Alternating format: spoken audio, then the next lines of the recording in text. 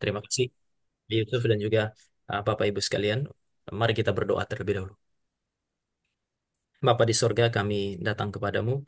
Kami bersyukur untuk waktu yang Kau berikan bagi kami pada pagi hari ini untuk boleh bersama-sama bersekutu, memulai hari dan kesibukan kami dengan kebenaran. Kiranya Engkau yang berfirman menjadi Allah yang hadir juga bersama dengan kami untuk memimpin kami supaya kami boleh memperoleh pengertian terhadap kebenaran firman.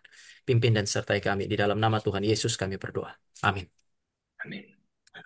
Ya, Bapak Ibu, ketika Bapak Ibu dan saya bicara mengenai menanti kedatangan Tuhan, memang pada akhirnya percakapan kita selalu berbicara mengenai apa yang akan terjadi di akhir, gitu ya. Tetapi di dalam tradisi teologi, ketika Bapak Ibu dan saya bicara mengenai kedatangan Kristus atau kedatangan Tuhan, ya kita mesti bicara mengenai paling tidak dua hal. Biasa disebut sebagai eskatologi secara universal, yaitu nanti kedatangan Kristus di akhir zaman mengakhiri uh, pergumulan penderitaan manusia. Tetapi juga pada saat yang sama kita bisa berbicara juga mengenai yang kedua, yaitu apa yang disebut sebagai eskatologi secara individual. Bagaimana kemudian Tuhan itu hadir, Tuhan kemudian memimpin kehidupan kita sampai kepada masa di mana Dia datang. Nah, tapi ketika hari ini ketika Bapak Ibu dan saya masuk kepada tema yang pertama atau pembahasan pertama, saya mau mengajak kita untuk berbicara mengenai bagaimana orang Kristen itu hidup di masa antara ini. Ya, sekali lagi kita ada di masa antara kedatangan yang pertama dan kedatangan yang kedua, dan setiap kali Alkitab bicara mengenai masa antara kedatangan pertama dan kedua, ada banyak hal dibicarakan. Salah satunya adalah penderitaan yang harus dialami oleh orang percaya secara individual, secara komunal itu di dalam uh, dunia pada hari ini. Nah, saya mau ajak kita untuk melihat bagaimana ya ketika kita ada di dalam masa antara kedatangan pertama dan kedua karena kita tidak tahu kapan dia datang, lalu menghadapi banyak sekali pergumulan dan penderitaan yang Tuhan izinkan terjadi sebagai salah satu tanda yang sering dibicarakan itu, bagaimana Allah hadir dan memimpin kita di dalam masa penantian itu. Nah, saya mau share sedikit. Mari kita buka Alkitab kita terlebih dahulu. Ada satu nasihat yang diberikan oleh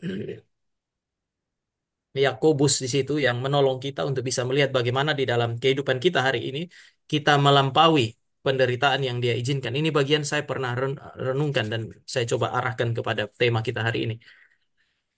Yakobus pasal yang kelima ayat 13 bagian A, saya baca bagi Bapak Ibu.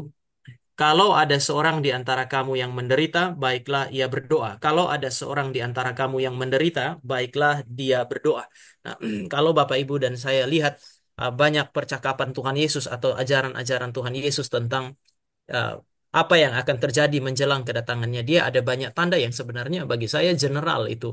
Tanda yang tiap hari Bapak Ibu dan saya bisa dengar, gempa bumi, perang, dan seterusnya. Itu adalah hal-hal yang biasa kita lihat, tetapi setiap kali itu terjadi, ada satu hal yang sebenarnya Tuhan mau berikan. Tuhan tidak bilang bahwa kalau dia datang sementara terjadi perang. Yesus juga tidak pernah bilang begitu, karena kalau seandainya itu tandanya, maka Bapak, Ibu, dan saya bisa memprediksi kapan dia datang. Padahal dia bilang kita tidak bisa prediksi kapan dia datang. Tanda-tanda yang disebut sebagai tanda-tanda zaman adalah tanda-tanda yang Tuhan itu berikan kepada Bapak, Ibu, dan saya, izinkan ada supaya kita ingat bahwa dia pasti akan datang. Termasuk diantaranya adalah salah satu hal yang umum atau general terjadi di dalam kehidupan kita adalah apa yang disebutkan oleh Yakobus mengenai penderitaan. Ya. Dia ketika dia bicara mengenai penderitaan, dia pakai satu kata yang sangat general sebenarnya, itu kata kakopateo. Kakopateo itu berbicara mengenai banyak hal Bapak Ibu, atau penderitaan di dalam pengertian yang sangat luas sebenarnya. Yang pertama, ketika kita bicara mengenai penderitaan dalam konteks kakopateo, kata yang dipakai oleh Yakobus ini itu bisa bicara mengenai malum fisikum. Istilah malum fisikum adalah istilah yang digunakan untuk menunjuk kepada penderitaan karena ketidaksempurnaan di dalam alam yang bersifat material. Ya, kita bisa menemukan penderitaan. Kita menderita karena ketidaksempurnaan di dalam tubuh kita. Ya, Allah itu berkata di dalam kitab Kejadian, terkutuklah tanah karena engkau. Allah murka bukan hanya kepada manusia, tetapi juga menegaskan kemurkaannya dengan mengutuk atau katakanlah menegaskan kemurkaannya terhadap alam, sehingga semua orang yang lahir di dalam dunia ini pada akhirnya pasti akan berhadapan dengan penderitaan. Ini adalah sebuah fakta yang tidak bisa kita hindari.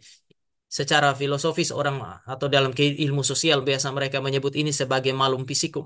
Malum fisikum berarti ada penderitaan yang terjadi karena dunia tidak sempurna. Kebertubuhan kita ini tidak sempurna.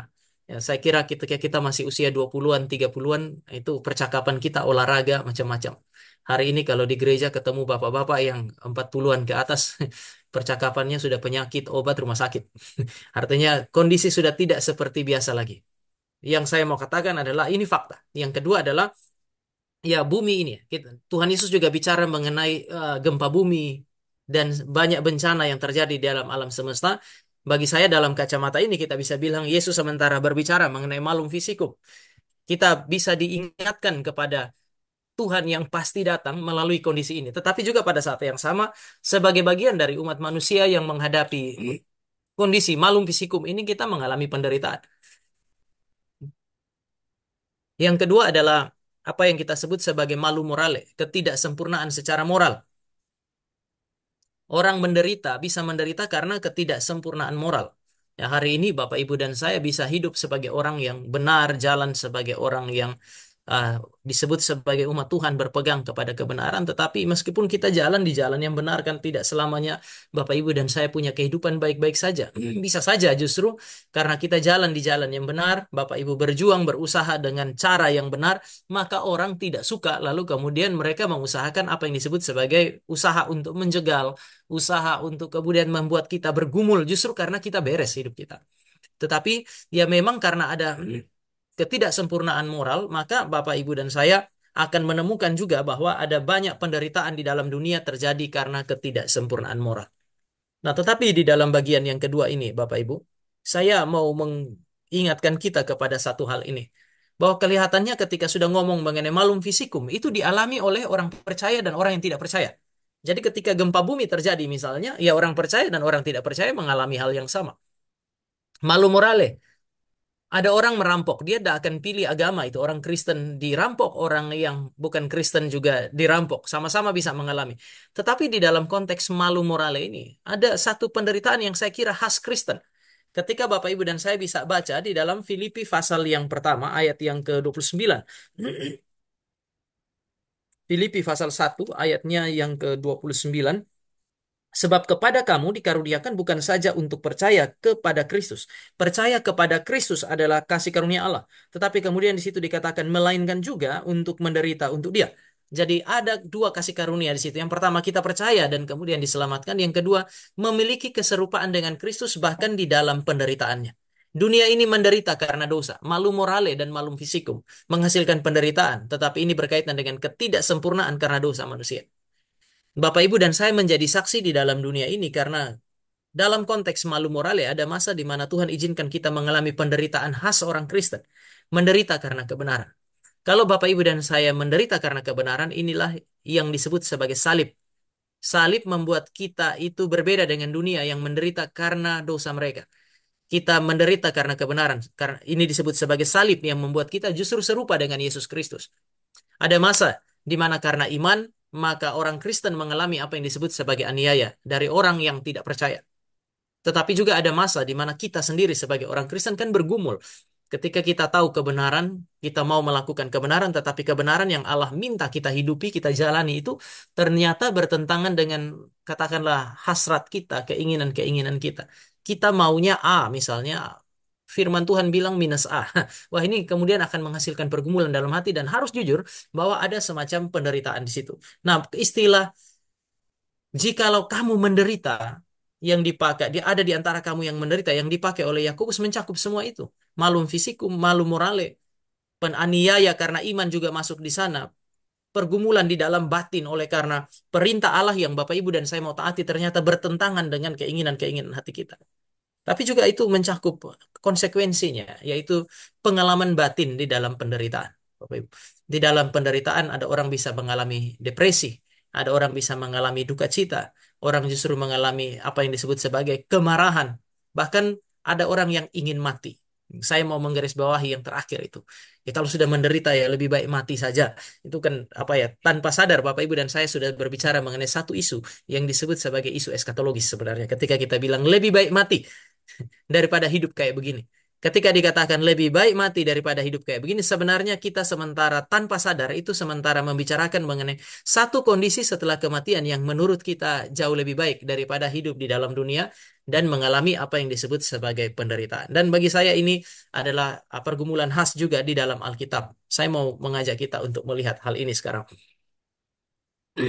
Di tengah-tengah penderitaan sebagai salah satu tanda daripada kedatangan Tuhan atau tanda yang mau mengingatkan kita kepada kepastian kedatangan Tuhan, kita akan melihat bahwa ya sebenarnya ini natural saja bahwa di tengah-tengah apa yang disebut sebagai kondisi yang paling buruk, buruk kondisi yang paling berat, kita terpukul, iman kita goncang. Itu terjadi di mana-mana, Bapak Ibu. Tuhan Yesus mengingatkan murid-murid sebelum dia ditangkap itu. Dia bilang, sebentar lagi kamu akan goncang iman. Lalu kemudian iblis itu akan membuat memukul gembala dan domba akan tercerai-berai. Tetapi kamu punya iman itu akan goncang. Ini adalah sebuah peringatan yang serius. Tetapi Bapak Ibu, kelihatannya Tuhan Yesus mau bilang juga bahwa ini adalah pengalaman yang sangat-sangat mungkin dialami oleh orang percaya. Sebelum kita melanjutkan Bapak Ibu, tetapi saya mau mengingatkan supaya ketika Bapak Ibu dan saya melihat uh, rekan kita atau ketika Bapak Ibu dan saya mengalami situasi ini, kita menderita begitu hebat, Tuhan izinkan sehingga kita terpukul, iman kita goncang, ada masa di mana sulit bagi kita untuk bersyukur, ada sulit bagi kita untuk kemudian bersuka cita, bahkan kita cenderung patah semangat. Bapak Ibu ya, ini adalah satu kondisi yang pasti dialami oleh semua orang. Saya pakai istilah natural di sore itu natural atau normal kok. Bahwa orang Kristen pun bisa mengalami hal yang sedemikian. Maka Tuhan Yesus bilang, kamu akan goncang. Kita tidak boleh menjadi orang Kristen yang di dalam masa penantian ini justru menjadi momok bagi sesama orang percaya yang lagi goncang. Kemudian kita seolah-olah mengatakan bahwa kamu goncang, kamu sudah terlalu jauh dari Tuhan. Memang kalau dibiarkan dia bisa jauh dari Tuhan, tetapi goncangan itu bukan sesuatu yang bisa dianggap sebagai sudah dosa pada dirinya. Tuhan Yesus bilang kepada murid-murid, kamu akan goncang, maka kamu berdoa. Artinya goncang adalah sesuatu yang pasti akan dialami. Selama masa penantian Bapak Ibu dan saya menanti kedatangan Kristus, goncangan iman adalah sesuatu yang akan terus kita alami. Penderitaan secara fisik yang kita alami, penderitaan yang kita lihat, goncangan iman oleh karena kita bergumul di dalam ketaatan. Maka pertanyaan, kenapa justru saya taat, saya menderita? Itu adalah sebuah pertanyaan yang sangat mungkin muncul di dalam kehidupan Bapak Ibu dan saya. Goncangan itu natural, tetapi mari kita lihat ada yang harus diwaspadai. Ketika kita goncang, kita bisa mengalami kemerosotan secara spiritual. Masa kedatangan pertama dan masa kedatangan kedua itu berisi banyak sekali penderitaan, atau masa antara kedatangan pertama dan kedua berisi banyak penderitaan yang berpotensi membuat manusia itu mengalami apa yang disebut sebagai kemerosotan secara spiritual. Saya mau ajak kita lihat misalnya, Bapak Ibu, kemerosotan itu jika tidak dicegah, bahayanya besar sekali. 1 Yohanes pasal yang kedua, ayatnya yang ke-18, 19 saya bacakan bagi Bapak Ibu. Anak-anakku, waktu ini adalah waktu yang terakhir. Dan seperti yang telah kamu dengar, seorang antikristus akan datang. Yang kamu dengar dan kamu percaya itu cuma satu antikristus. Nanti akan datang yang kamu percaya begitu. Tetapi Yohanes mengatakan tidak. Sekarang telah bangkit banyak antikristus. Antikristus itu bukan baru datang nanti. Antikristus itu sudah ada sekarang dan bukan cuma satu, tetapi banyak. Ini bicara mengenai orang-orang yang digerakkan oleh satu semangat yang sama untuk melawan Kristus. Dan itulah tandanya bahwa waktu ini benar-benar adalah waktu yang terakhir. Ini sudah waktu yang terakhir. Nah, sekarang ayat 19, Bapak Ibu. Memang mereka berasal dari antara kita, tetapi mereka tidak sungguh-sungguh termasuk pada kita. Siapa mereka di situ? Ya, mereka adalah antikristus. Antikristus itu, mereka itu berasal dari antara kita. Mereka adalah bagian daripada orang-orang Kristen, tetapi tidak sungguh-sungguh termasuk pada kita. Sebab jika mereka sungguh-sungguh termasuk pada kita, niscaya atau pasti mereka tetap bersama-sama dengan kita. Tetapi hal itu terjadi, mereka menjadi antikristus supaya menjadi nyata bahwa tidak semua mereka sungguh-sungguh termasuk pada kita. Ketika kita mengalami apa yang disebut sebagai pergumulan dan penderitaan bisa menghasilkan kemerosotan spiritual, mulai nampak dari apa yang disebut sebagai ketidakpuasan terhadap Allah. Misalnya di dalam Yunus pasal 4 ayat 8-9, begitu pohon itu mati, angin yang panas itu kena kepada kepalanya Yunus. Yunus bilang, kalau begini lebih baik aku mati. Bapak Ibu bisa baca teks itu. Dan Yunus tuh sampai marah kepada Tuhan. Tuhan datang dan Tuhan bilang, Yunus, layakkah engkau marah? Yunus punya jawaban kepada Tuhan, memang saya layak marah, bahkan marah sampai mati. Ini kan sama ekspresi emosi yang sudah begitu dalam. ketidakpuasan terhadap tindakan-tindakan Tuhan. Atau Elia baru saja membunuh 400 Nabi Baal untuk mengekspresikan penyertaan Tuhan yang begitu luar biasa. Tetapi ketika berhadapan dengan ancaman dari Isabel pada waktu itu orang yang sangat serius sehingga dia disegani kawan dan lawan itu. Bahkan Elia, nabi besar itu begitu goncang ketika dia mendengar kalimat daripada apa Isabel. Besok kira-kira pada hari ini, pada jam yang seperti ini, kamu pasti sudah mati. Dia begitu takut. Dan ketika dia lari, dia bilang kepada Tuhan, kalau begini lebih baik aku mati. Ini kan sudah semua percakapan ini bagi saya ada di dalam satu konteks, yaitu eskatologi secara individual. Lebih baik mengalami apa yang disebut sebagai kematian. Kata lebih baik mati itu, Bapak Ibu bisa muncul di dalam konteks kemerosotan secara spiritual. Kalau tidak dicegah, maka di dalam masa menanti kedatangan Kristus ini, Bapak Ibu dan saya akan melihat banyak orang justru tersaring di sana. Penderitaan menjadi alat saringan Tuhan selama masa kedatangan antara kedatangan yang pertama dan kedatangan yang kedua itu. Dan ini yang terjadi, kemerosotan secara spiritual dieksploitasi oleh iblis. Tuhan Yesus bilang kamu harus berjaga-jaga karena iblis sudah siap untuk menggocok engkau, menampi engkau.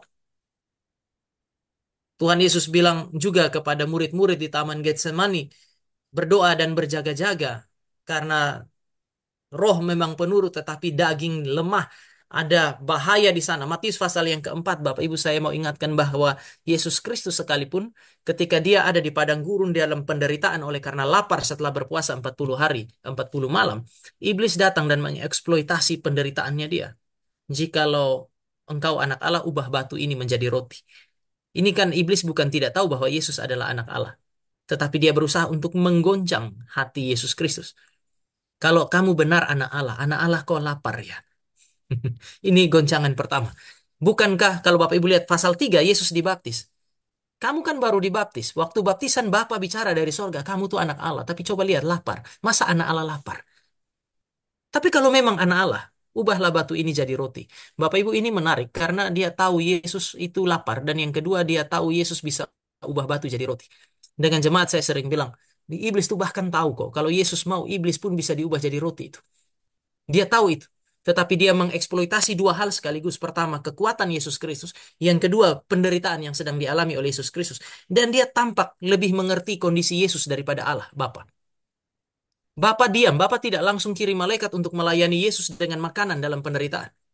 Tetapi iblis itu langsung datang dan memberikan solusi seolah-olah dia adalah pribadi yang lebih memperhatikan dan lebih mengerti. Jika kondisi ini tidak dicegah, jika kondisi ini tidak kemudian ditopang oleh pekerjaan Allah sendiri, Bapak Ibu akan menemukan sekali lagi di dalam gereja selama masa kedatangan penantian akan kedatangan Kristus, Bapak Ibu dan saya menemukan banyak orang yang gugur dalam situasi yang terlihat natural ini. Tadi saya bilang natural itu kita goncang. Tapi kalau tidak waspada, kemerosotan spiritual terjadi dan membawa banyak orang meninggalkan Tuhan. Tetapi juga, Bapak Ibu, ada, penderitaan adalah kesempatan bagi saudara dan saya untuk mengekspresikan iman ketika kita menanti kedatangan Tuhan. Kalimat yang sama ya, kalau begini, Tuhan kalau begini lebih baik saya mati. Itu bisa keluar dari orang yang sementara mengalami kemerosotan iman. Tetapi, melihat kematian sebagai solusi yang lebih baik, itu juga bisa datang dari mereka yang beriman kepada Allah. Kepada jemaat itu Paulus bilang dalam Filipi 1 ayat 21, hidup adalah Kristus, mati adalah keuntungan. Memang dia bilang hidup itu lebih baik. Dia bilang kalau saya hidup itu akan lebih baik. Kalau Bapak Ibu lihat di dalam teks konteks pasal 1 sampai seterusnya, hidup akan lebih baik karena saya bisa layani engkau dan saya bisa memberitakan Kristus, menyaksikan tentang Kristus. Hidup itu lebih baik. Tetapi kalaupun Tuhan izinkan kematian, itu pun sesuatu yang baik. Kenapa? Karena itu mengandaikan ada perjumpaan dengan Tuhan. 1 Korintus pasal 5 ayat 1 sampai 4 Bapak Ibu nanti bisa baca. Lalu kemudian paling tidak sampai ayat 6 Bapak Ibu akan menemukan Paulus itu berbicara mengenai kemah yang lama yang kalau sudah dibongkar dia justru menantikan waktu itu. Kenapa? Karena dia bisa berjumpa muka dengan Tuhan. Jadi ketika memandang kepada kematian Bapak Ibu, orang bisa lihat dari dua sudut pandang, kemerosotan spiritual atau justru itu adalah ekspresi iman. Baru tadi malam, hari Rabu malam yang lalu saya punya kesempatan setelah PA dengan mahasiswa. Setelah itu lihat di dalam grup pengurus, salah satu pengurus kami lagi taruh di grup WA bergumul dengan ibunya yang sementara sekarat lah. Sehingga saya dari tempat PA, saya jemput istri saya, kami pergi sampai di sana jam 11 malam kira-kira dan kemudian datang berdoa. Begitu saya duduk, dikasih tahu ini pendeta Tama datang. Begitu lihat saya, dia langsung pegang tangan saya lalu dia bilang begini sama saya orang tua itu, Pak Pendeta, saya nih sudah siap. Saya sudah apa sakit sekali. Saya ingin kalau bisa Tuhan lepaskan saya dan saya sudah siap. Saya tidak marah sama Tuhan. Saya tidak punya hak marah sama Tuhan. Tetapi saya pengen sekali ketemu Tuhan.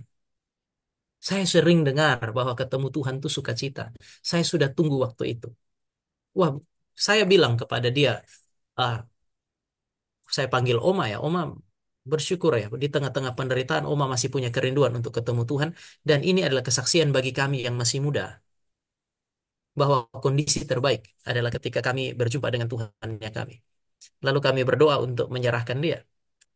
Tapi Bapak Ibu juga bisa lihat misalnya di dalam jemaat mula-mula ketika mereka menderita, yang mereka hadapkan adalah apa yang disebut sebagai perjumpaan dengan Tuhan. Maka menanti kedatangan Tuhan itu adalah sesuatu yang necessary. Ketika Tuhan mengizinkan penderitaan, Tuhan itu mau menolong kita untuk justru sadar dia pasti akan datang dan membangkitkan kembali kerinduan kita untuk kemudian menikmati persekutuan dengan dia. Maka sekarang, apa nasihat Yakobus bagi kita kalau seandainya kita mengalami apa yang disebut sebagai penderitaan? Dia bilang, kalau ada seorang yang menderita, baiklah ia berdoa. Kita perlu ingat ini berarti Bapak Ibu. Kalau ada seorang di antara kamu yang menderita, itu berarti ada yang tidak menderita kok. Jadi penderitaan itu bukan modus satu-satunya. Ada masa di mana Tuhan izinkan kita bersuka cita. Maka di dalam ayat 13 dia bilang, yang menderita berdoa, yang bersuka cita bermasmur atau bernyanyi.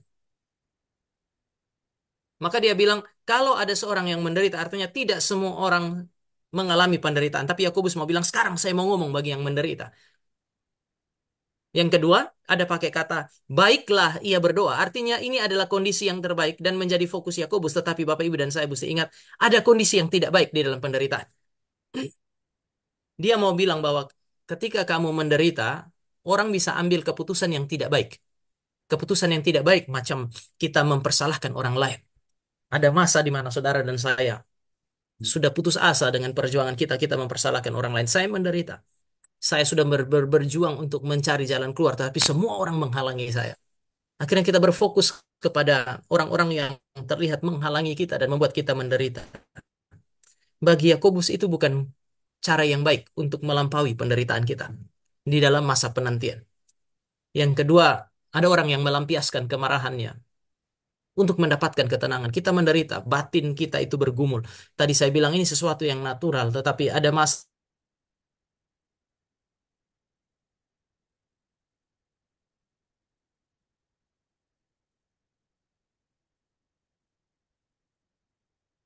batin.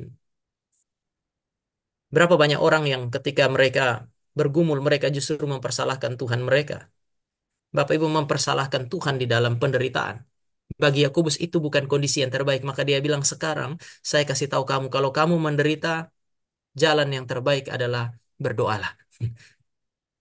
Di dalam masa kedatangan Tuhan yang kedua, salah satu tanda umat Allah, Bapak Ibu bagi Yakobus, adalah menanti kedatangan Tuhan itu. Salah satu tanda umat Allah adalah mereka berdoa. Persekutuan doa adalah sesuatu yang sangat penting. Bukan karena doa itu punya kekuatan magis untuk menenangkan hati. Karena saya bergumul, saya berdoa, maka saya tenang. Maka banyak orang bilang kepada kami itu kalau kita datang pelayanan yang sering menjumpai pertanyaan ini, Pak, saya bergumul, hati saya tidak tenang. Saya sudah berdoa tapi hati masih belum tenang. Memang doa bukan dilakukan untuk menenangkan hati karena pergumulan batin tetap ada. Doa juga bukan semacam mantra untuk menyelesaikan masalah. Bagi Yakobus, doa adalah jalan yang terbaik dalam menghadapi pergumulan yang berat. Kenapa? Dia belajar teladan Yesus. Ketika murid-murid itu akan goncang di dalam Lukas pasal 22 ayat 31 sampai 32, Tuhan Yesus bilang, iblis sudah mau menampi engkau Petrus dan istilah kamu di situ itu plural artinya murid-murid, tapi memang dia ngomong dengan Petrus sebagai pemimpin para rasul pada masa itu. Iblis sudah bersiap sedia untuk menampi engkau. Ini masalahnya. Kamu akan goncang, kamu akan tercerai-berai. Tetapi aku sudah berdoa bagi kamu. Maka Yesus memberi petunjuk bahwa ketika murid-murid tergoncang, jalan keluar terbaik bagi dia, Sang Gembala, untuk menolong para domba adalah mendoakan mereka. Ya kita juga sebagai orang tua, saya yakin Bapak Ibu juga adalah orang tua yang ada masa di mana orang tua melihat anak bergumul, melihat dia goncang. Pekerjaan kita itu bukan datang lalu kemudian bilang, kamu nggak boleh goncang, karena goncangan itu sesuatu yang natural ketika kita bergumul. Maka yang harus kita lakukan adalah menguatkan dia mungkin dengan firman, tetapi berdoalah bagi dia. Ini juga yang dilakukan oleh Tuhan Yesus. Tuhan Yesus nggak bilang, kamu nggak boleh goncang. Ya memang mereka pasti akan goncang. Lihat guru mati.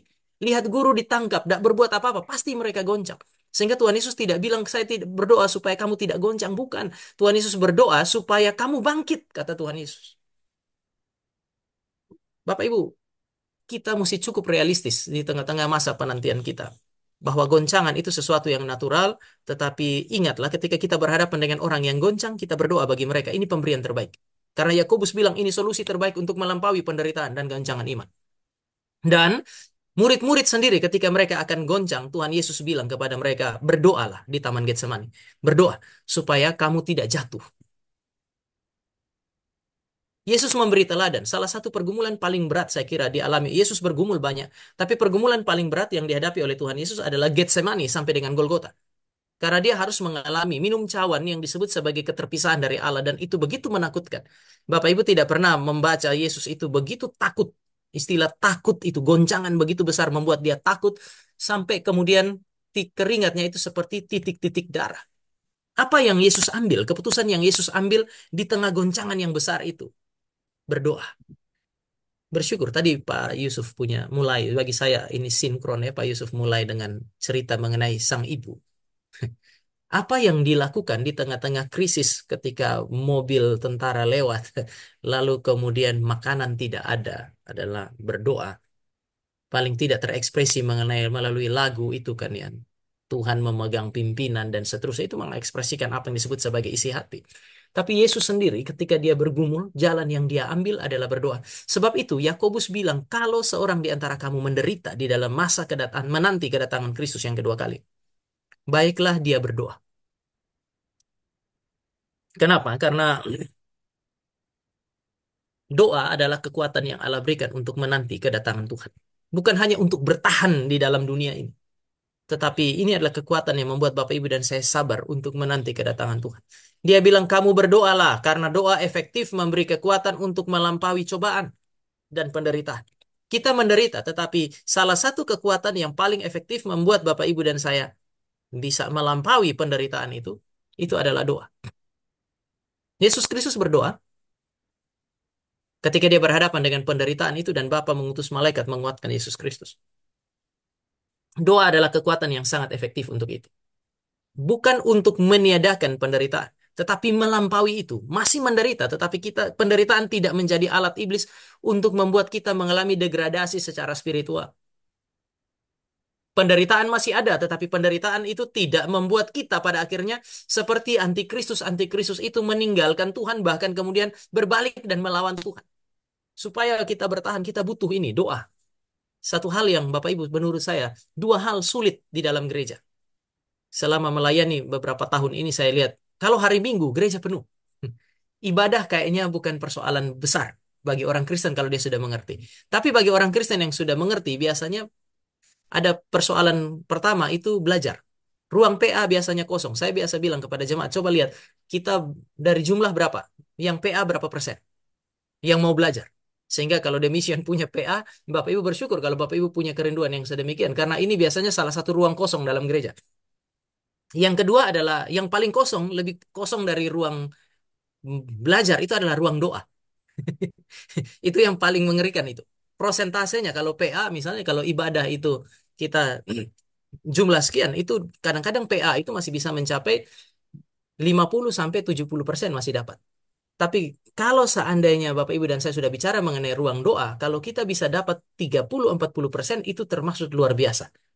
Karena sulitnya berdoa ini, maka seorang pengkhotbah bilang, kalau kamu mau lihat betapa besar sebuah gereja, datang pada prime time-nya dia. Kita akan lihat berapa banyak jemaat yang datang. Kalau mau lihat berapa besar seorang pengkhotbah, datang pada jam-jam yang tidak begitu disukai, seperti misalnya jam 5 sore itu. Orang biasa sepi. Kalau dia masih 1.000 di situ, wah, luar biasa pengkhotbah itu. Tapi kalau Anda mau lihat betapa besarnya Kristus di dalam gereja itu, datangi ruang doanya. Berapa banyak orang yang berlutut dan berdoa. Ini mengandaikan pengertian jemaat terkait dengan efektivitas doa, bukan untuk meniadakan, bukan untuk melegakan hati, tetapi untuk melampaui penderitaan. Kenapa, Bapak Ibu? Karena Yakobus tahu beberapa prinsip ini. Doa efektif karena membuat kita melihat kehadiran Tuhan. Dan Yakobus pakai ini, Bapak Ibu, karena orang buta pun bisa lihat Tuhan di dalam doanya dia.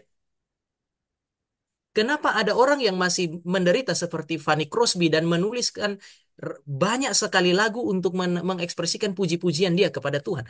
Karena meskipun buta, dia lihat Tuhan. Sayangnya banyak orang matanya melek, nggak lihat Tuhan.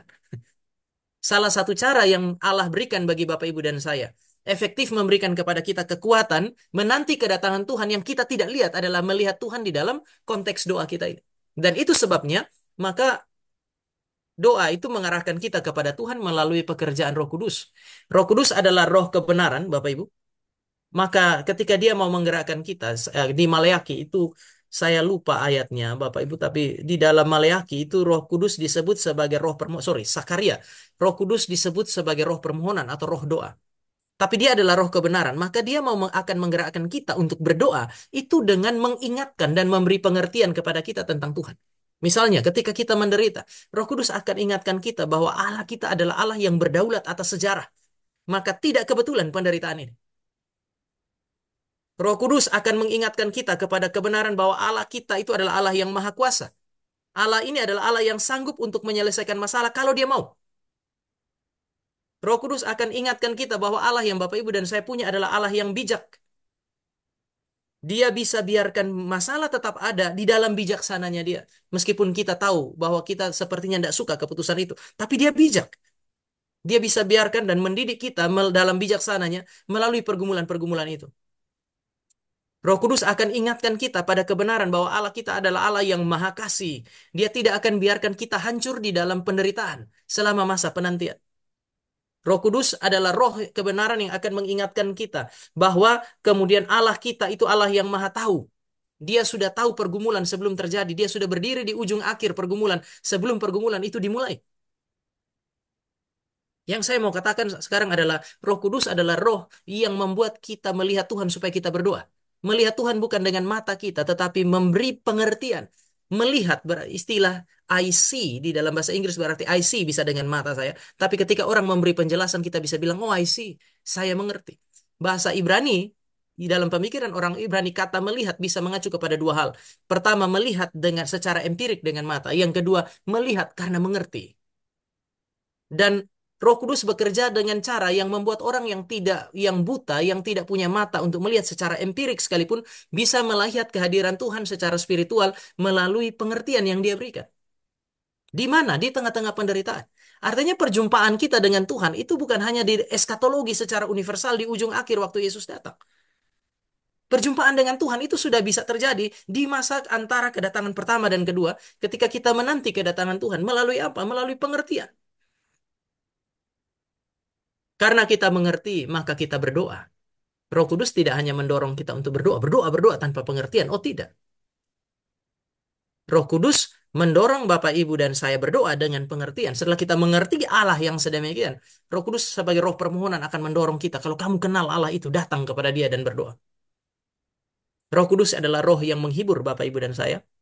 Sehingga dia disebut sebagai roh penghibur. Menghibur bukan berarti dia kemudian meniadakan pergumulan. Tidak, sekali lagi. Tapi dia bisa menenangkan hati kita di tengah-tengah pergumulan dalam masa penantian, masa penderitaan kita itu. Dan mulai belajar berserah kepada dia. Jadi, uh, kita belum berbicara. Nanti minggu depan Bapak Ibu dan saya akan lihat sekian poin terkait dengan ya kedatangan Kristus yang kedua. Tapi yang saya mau ajak Bapak Ibu untuk lihat bahwa ya sebenarnya kita menanti kedatangan Kristus yang kedua. Kita tuh masih bisa menikmati kehadiran Kristus hari ini loh. Kehadiran Allah hari ini di tengah-tengah pergumulan dan penderitaan kita melalui pekerjaan Roh Kudus yang memberi pengertian. Dan salah satu petunjuk bahwa Allah memang hadir dalam hidup kita kan komunikasi. Dia berbicara kepada kita, kita berbicara kepada dia. Ya, katakanlah kalau saya dengan salah satu dari Bapak Ibu, katakanlah dengan Pak Ishak, lalu saya pergi ke tempat Pak Ishak, istri saya tanya, Pak Ishak, apakah suami saya ada di situ? Ya, pilihannya kan banyak, Bapak Ibu. Kalau Pak Ishak bilang, oh saya tidak lihat lagi pendeta Tama, tapi ini jam tangannya di sini. Yaitu jam tangan, kehadiran jam tangan saya di rumah Pak Ishak itu tidak memastikan saya ada. Mungkin saya tadi di situ, tapi ketinggalan jam tangan. Tetapi kalau Pak Ishak bilang kepada istri saya, oh ya Bu, ini Pak Tama lagi ngobrol sama saya. Istri saya yakin saya ada di situ, karena percakapan memastikan kehadiran. Ketika Allah berbicara, menyampaikan firman kepada kita, Bapak, Ibu, dan saya bisa mengizinkan firman itu dibicarakan. Seperti hari ini, kita bisa tahu Tuhan hadir. Dan Bapak Ibu akan makin yakin Tuhan hadir, Tuhan dekat. Ketika Bapak Ibu bisa berdoa kepada Dia. Kita berdoa bukan karena Allah jauh. Kita berdoa justru karena Dia dekat. Dan kedekatan itu berkaitan dengan apa yang diberikan oleh Roh Kudus melalui pengertian. Maka saya mau tutup renungan hari ini. Selama masa penantian Bapak Ibu, Tuhan minta kita berdoa. Yakobus bilang kita berdoa. Tetapi yang Dia minta adalah berdoa dengan pengertian. Itu adalah doa yang benar. Doa yang benar membawa orang Kristen mendekat dan melihat Allah. Sekali lagi, mendekat dan melihat kepada Allah. Bahkan kita bisa bilang doa itu, maafkan saya pakai kata membawa Allah di dalam tanda petik. Allah itu dibawa untuk makin dekat dengan kita melalui satu proses yaitu doa. Dia belum datang di akhir zaman hari ini. Tetapi selama masa penantian, doa itu seolah-olah membawa Allah makin dekat kepada kita dengan mendorong kita lebih dekat kepada Dia. Melalui apa? Melalui pengertian yang benar. Melalui doa, orang Kristen itu dapat merasakan kehadiran Tuhan. Tadi saya bilang, ya kepastian bahwa Tuhan hadir itu justru didapatkan ketika Bapak, Ibu, dan saya berdoa. Kita tidak berdoa untuk masalah selesai. Kita berdoa untuk mendapatkan kepastian. Tuhan ada bersama dengan kita. Karena banyak orang berdoa, bahkan Paulus itu berdoa dan Tuhan tidak jawab doanya dia. Biarlah, apa namanya, duri dalam daging ini hilang. Tuhan nggak jawab itu. Tuhan Yesus bilang, biarlah cawan ini lalu, tapi dia harus minum cawan itu. Maka pentingnya doa bukan meniadakan apa yang disebut sebagai pergumulan eksistensial yang hebat itu. Tapi doa itu membuat Bapak Ibu dan saya merasakan kehadiran Tuhan, kepastian Tuhan hadir. Dia bukan Tuhan yang baru datang di akhir zaman, jauh di sana. Tiba-tiba dia datang, baru saya menikmati relasi dengan dia. Kan enggak. Selama saya menderita hari ini, dia datang, dia dekat dengan saya melalui doa-doa saya. Supaya kita bukan hanya merasakan kehadiran Tuhan, tapi kita memperoleh kekuatan dalam penderitaan. Salah satu pendetanya kami waktu dia mempersiapkan khotbah Paskah, kelihatannya dia bergumul. Saya bersyukur punya rekan-rekan yang juga ya, ada masa waktu kita tuh tidak sempurna tafsir Alkitab, habis baca Alkitab, sudah siapkan khotbah hari Minggu mau khotbah, hari Sabtu masih bergumul. Biasanya kami telepon teman, tanya pendapatnya dia. Kamu punya tafsiran. Dan satu kali dia tanya ke saya, salah satu teman saya, dia tanya begini. Tama, Yesus itu menurut kamu menangnya di Golgota atau di Getsemani sih? Karena dia merasa Yesus menangnya itu di Getsemani. Yesus pergi ke Golgota karena sudah menang dulu di Getsemani. Saya bilang, ya, ya, ya. Yesus menang kita biasa lihat kepada salib. Tetapi salib tidak pernah ada kalau keputusan untuk taat tidak ada di Getsemani. Yesus keluar dari pintu Taman Getsemani seperti orang yang kalah dari mata kita. Karena dia keluar dengan tangan yang dibelenggu. Tetapi hari itu keluar dari pintu Getsemani, Yesus keluar sebagai pemenang. Bapak, Ibu, dan saya punya Kristus yang keluar sebagai pemenang. Kenapa? Karena Allah itu melayani dia melalui malaikat, memberi kekuatan kepada dia, dan dia memperoleh kekuatan untuk taat di dalam penderitaannya ketika dia berdoa. Dia melihat Bapa bersama dengan dia. Maka itu paradoks ketika dia bilang, Allahku, Allahku, mengapa engkau meninggalkan aku? Dia tahu Bapa ada di situ. Dia tahu Bapa ada di sana. Bapa hadir dalam murka, tetapi dia tetap bilang Allahku. Bapak Ibu, dia bukan hanya bilang hai Allah, tapi dia bilang Allahku. Relasi personal itu tetap ada. Karena dia tahu, dia lihat Allahnya, dia mengerti. Dia tahu bahwa Allahnya ada di situ. Dia memperoleh kekuatan untuk melewati salib sampai mati. Dan kemudian menemukan ketenangan untuk menerima kehendak Tuhan. Ampunilah mereka, karena mereka tidak tahu apa yang mereka perbuat. Bapak Ibu, saya kira kebahagiaan kita melihat Tuhan, menanti kedatangan Tuhan. Itu bukan nanti di akhir zaman saja, hari ini. Bapak Ibu dan saya sudah bisa menikmati itu di dalam doa-doa kita. Maka Yakobus bilang, kalau kamu menderita, salah satu tanda akhir zaman yang signifikan, kalau kamu menderita, kamu berdoa. Mari kita berdoa, Bapak Ibu. Bapa di sorga, kami bersyukur untuk firman Tuhan yang kami boleh baca, kami renungkan sama-sama pada hari ini, yang mengingatkan kami bahwa selama masa penantian kami menghadapi banyak pergumulan dan penderitaan.